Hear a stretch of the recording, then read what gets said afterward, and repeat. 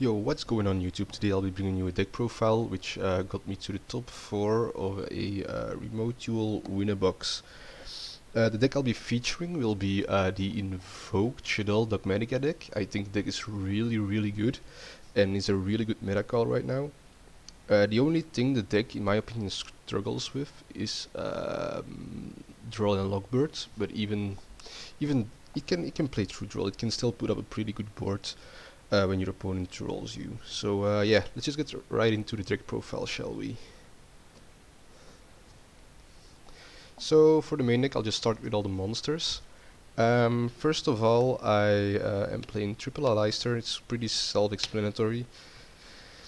It's the heart of your invoked engine. It searches your invocation. Just gets most of your plays started. Then I'm playing a pretty heavy Shaddoll package. A lot of people only play the Schism, but I think the Shaddoll engine in itself is just really good right now. So I'm also playing a lot of Shaddoll monsters and Shaddoll fusions in my deck. I'm playing 2 Shaddoll Wendy and 2 Shaddoll Squamata. These are, in my opinion, the best Shaddoll monsters there are. Squamata basically just gets you any name. It's really great for deck thinning and just getting a lot of names in your grave for Schism. Because when it's sent to the graveyard, you can dump another Shaddoll with it, and then you can just go ahead and plus from there.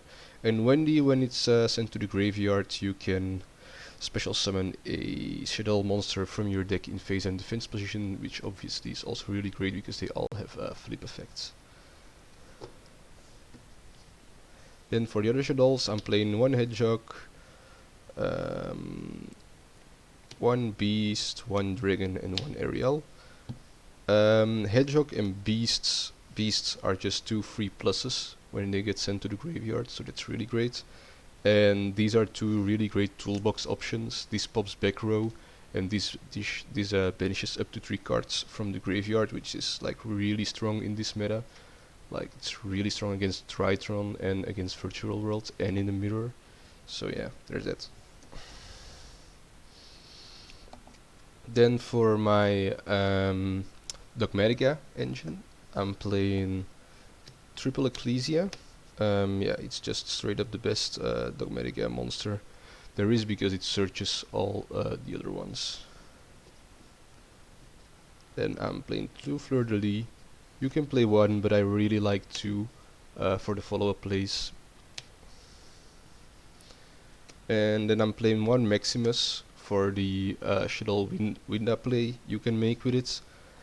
Right now people aren't playing the Cyber Dragon Nova and Mechaba in their extra deck because they either don't have space for it or it's kind of not on anyone's radar to play right now, which is really nice. So that's why I'm opted to play the Maximus in my deck.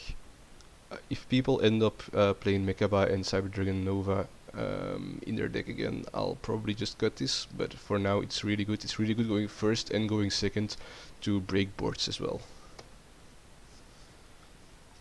Then for the hand traps, I'm playing Triple Ash. Just it's the most generic hand trap there is in the game, and it just pretty much hits every deck. Then, in my opinion, the best hand traps of this meta game are Ghost Bell and Skullmeister. These are really good against the virtual world matchup, in the mirror, you name it. The only deck where they're still good against Tritron, but it's not amazing or anything. But yeah, my side deck is more built for the Drytron matchup, so I don't really main deck things like the Droll and Lockbirds because I don't think that's good enough in other matchups, which is why I opted to play these 4 hand traps instead.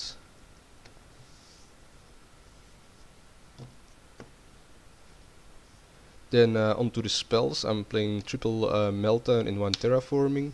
You want to play as many copies of Meltdown as possible because the card is just so broken in this deck.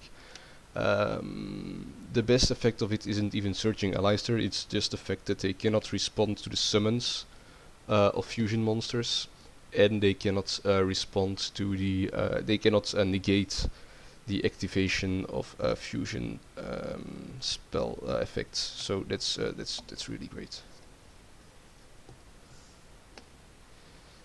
Because traps like torrential and stuff are really strong in the meta right now, which if you have meltdown on the field isn't really a problem.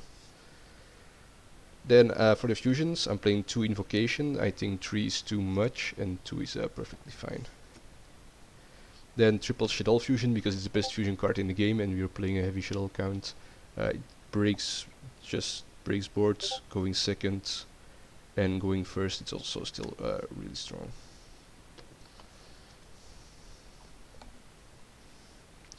And then I'm playing double Shaddoll fusion. It's another fusion. It's not as good as the Shaddoll fusion, but what's really nice about this one is that it's a quick play spell, so you can fusion summon on your opponent's turn. Or during the battle phase to make OTK plays. That's really strong. And then for the last 3 spells, I'm playing triple Nadir Servant. It's part of the Dogmatika engine. It's a really strong card. Also really strong going second to break boards by just sending an Entes of this and popping something on the field. Then for my last cards, I played 2 trap cards, the Schism, which is obviously just really broken, and 1 Dogmatika Punishment. Dogmatika Punishment can hurt the deck because you're not allowed to special summon monsters from the extra deck until the end of your next turn, but it's still in a lot of cases +1 because you can often get to pop 2 cards with if you send the Entes, and it's a really great card. Then I'll be going on to the extra deck. For the extra deck, I'm playing 2 of every good Shaddoll fusion. So 2 Construct, 2 Winda, and 2 Epclone. A lot of people are only like playing 1 Epclone because you only need 1 to dump for the Schism play you can do going first. But I think your second one is really nice to summon, because the summoning effect is also really strong. It just permanently negates 1 face-up card on the field when it's summoned. And obviously its effect when it goes to grave is really great as well. Construct is self-explanatory, it's the heart and soul of the Shaddoll engine, and then Winda is your floodgates that you want to summon.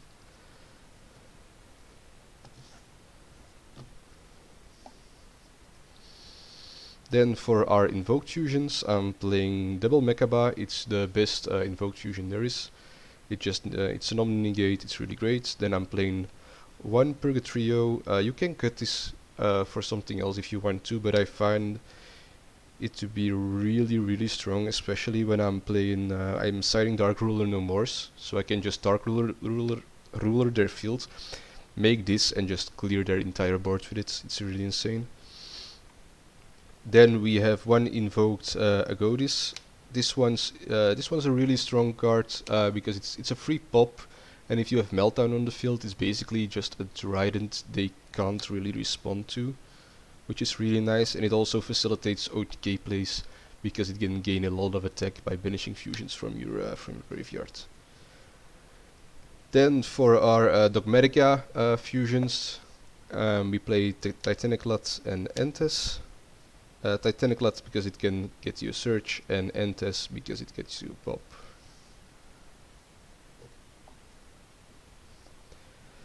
Then for the links, I'm playing 1 Gravity Controller. It's part of if you don't open your Dogmatika engine, but you let's say you open your Invoked plus your Shaddoll engine, you can make Construct, send the Schism, make Construct in the extra monster zone, link it away to this, and just get the Schism from your graveyard, which is really nice. So this card is really necessary to play, in my opinion. Then we have the Almirage and the Secure Gardna, which are pretty self-explanatory. I'm really happy with the build and with the extra deck. The only thing I think you could cut is the Purgatrio if you really wanted to, and opt to play like a Link 4 or a generic Link 2. I'd probably prefer playing a generic Link 2 over any Link 4 because you have enough OTK potential as is.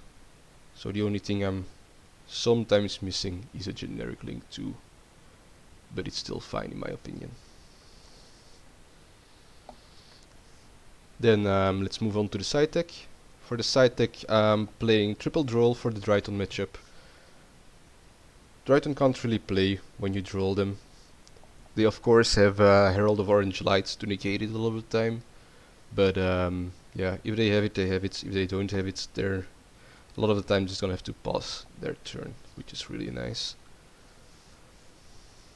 Then I'm playing 1 Call By and 2 Cosmic Cyclones.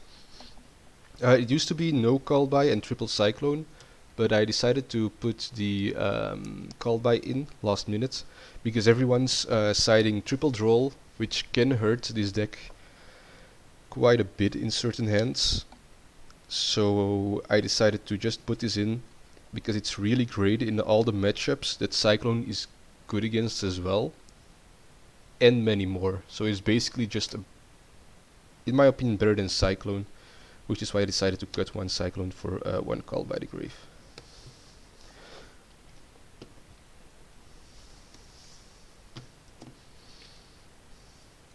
Then I'm playing triple Dark Rule no more.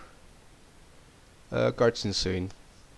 If you have droplets, play droplets, but I don't have droplets right now. And I think they're not as good against the virtual world deck if they shotgun their VFD in your standby phase.